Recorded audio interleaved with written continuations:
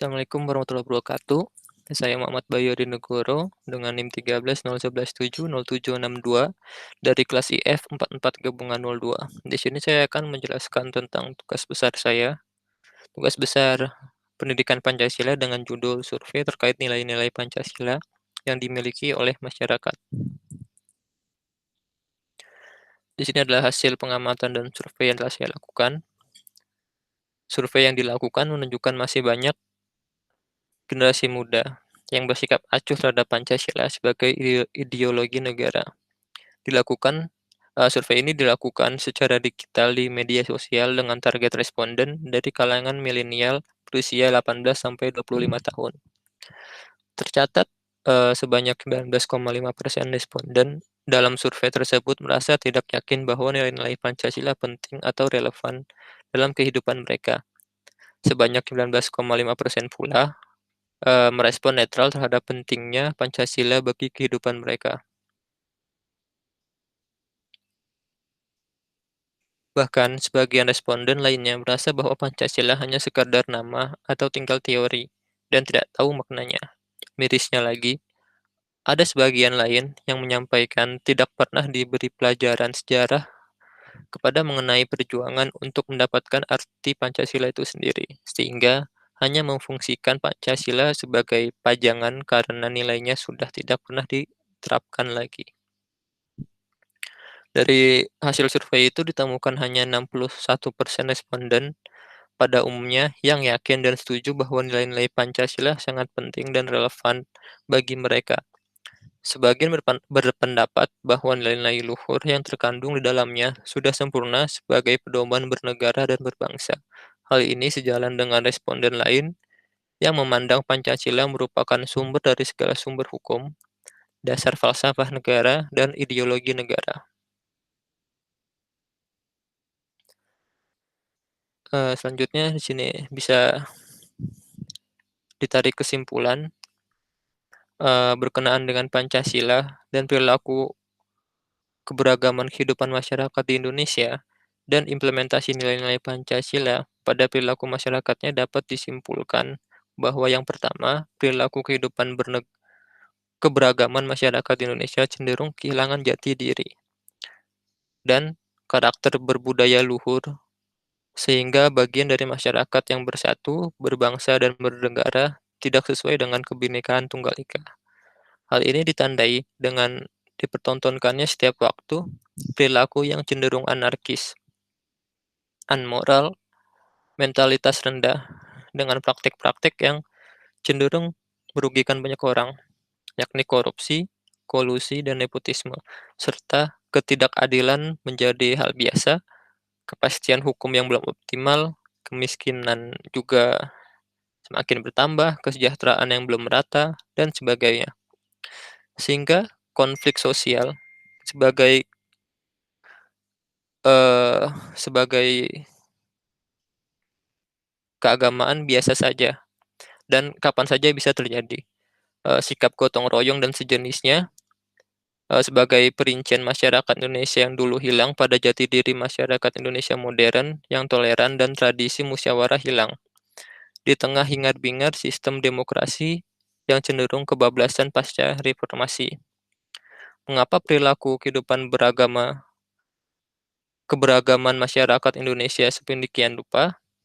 Bisa jadi karena peran negara dalam mewujudkan tujuan dan cita-cita luhur didirikannya negara, kesatuan belum maksimal dalam menjalankan amanah tersebut. Hal ini bisa jadi dikarenakan arah dan pedoman hidup yang menjadi falsafah hidup bermasyarakat dan bernegara tidak jelas. Selanjutnya yang kedua, Pancasila sebagai ideologi bangsa dan falsafah hidup bangsa, serta dasar negara Republik Indonesia sangatlah tepat dan perlu dimasyarakatkan kembali, meskipun telah beberapa kali dimanipulasi oleh pihak-pihak tertentu. Saling curiga antara satu kelompok dengan kelompok lain, berbeda pendapat yang menjurus pada perselisihan dan perpecahan antar satu dengan yang lainnya, meski mengatasnamakan kebenaran yang tidak terkendali memicu permusuhan. Konflik terus mengintai solidaritas kemajemukan yang sudah lama.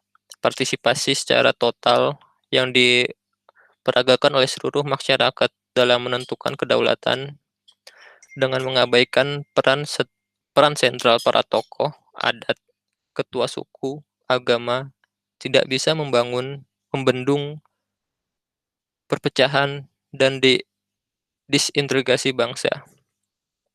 Karena itu, Pancasila yang sejak awal menjadi cita-cita, impian, dan perekat bangsa sudah sepantasnya diprioritaskan kembali menjadi satu-satunya ideologi bangsa dan negara, serta sumber dari segala sumber dalam Pancasila sebagai pemersatu pandangan bagi keragaman pandangan masyarakat Indonesia perlu dipedomani. Selanjutnya yang ketiga, pilar-pilar kebangsaan harus tetap dijaga. Pilar-pilar itu antara lain adalah yang pertama Pancasila, Undang-Undang Dasar 1945, yang ketiga ada Bhinneka Tunggal Ikaan, dan yang keempat ada NKRI. Perlu dimasyarakatkan dan tentunya dilaksanakan secara konsisten dan konsekuen. Bila merujuk dan menurut para pilar-pilar di atas, sekali lagi Pancasila sebagai garda terdepan dalam membangun solidaritas bangsa dan negara bukan ideologi lainnya, baik yang berpaham liberalisme, marxisme, maupun lainnya, menjadi suatu keniscayaan. Karena itu, Pancasila bersama dengan nilai-nilai yang telah dirumuskan dan dikandung dalamnya adalah solusi yang tepat dan sudah final sebagai hasil dari konsensus panjang para pendiri bangsa. Sehingga kontribusi Pancasila merupakan suatu kebenaran hakiki yang menjadi solusi dari segala permasalahan yang ada.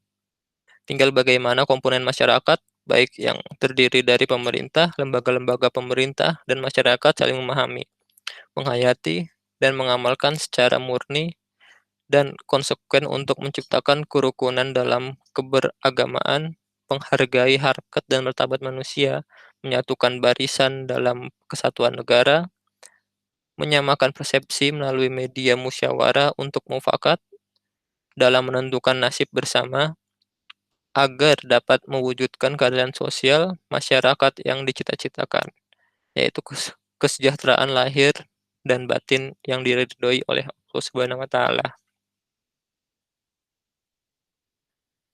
Selanjutnya ada saran dan solusi yang ditawarkan dari beberapa kesimpulan tersebut di atas tadi, dapat, menyarankan agar yang pertama, perilaku kehidupan masyarakat yang beragam karena kemajemukan masyarakat Indonesia memang sudah menjadi nature of law. Perlu diupayakan adanya rumusan yang jelas tentang karakter bangsa, identitas bangsa, dan pandangan hidup bangsa agar dapat dimasyarakatkan secara masif melalui berbagai forum formal maupun non-formal, suatu satuan tingkat pendidikan, dan seterusnya. Yang kedua, Pancasila sebagai satu-satunya ideologi, falsafah bangsa, dan dasar negara seyogyanya tidak diduakan dengan ideologi lain, meskipun ideologi tersebut tidak bertentangan, agar kesamaan pandangan dalam politik, hukum, ekonomi, keagamaan, pendidikan sosial, budaya, dan lainnya mempunyai pedoman dan rujukan yang jelas. Yang ketiga, nilai-nilai Pancasila yang pernah dirumuskan dan dijadikan pedoman dalam berkehidupan berkebangsaan, bila perlu ada koreksi dan penyempurnaan segera untuk ditetapkan kembali, sehingga menjadi pedoman universal untuk kehidupan berbangsa dan bernegara. Dalam hal ini, BPIP untuk segera melakukan langkah-langkah strategis bersama dengan perangkat atau lembaga lainnya. Sekian dan terima kasih dari presentasi saya. Jika ada kekurangan dan kesalahan kata yang menyinggung mohon dimaafkan. Wassalamualaikum warahmatullahi wabarakatuh.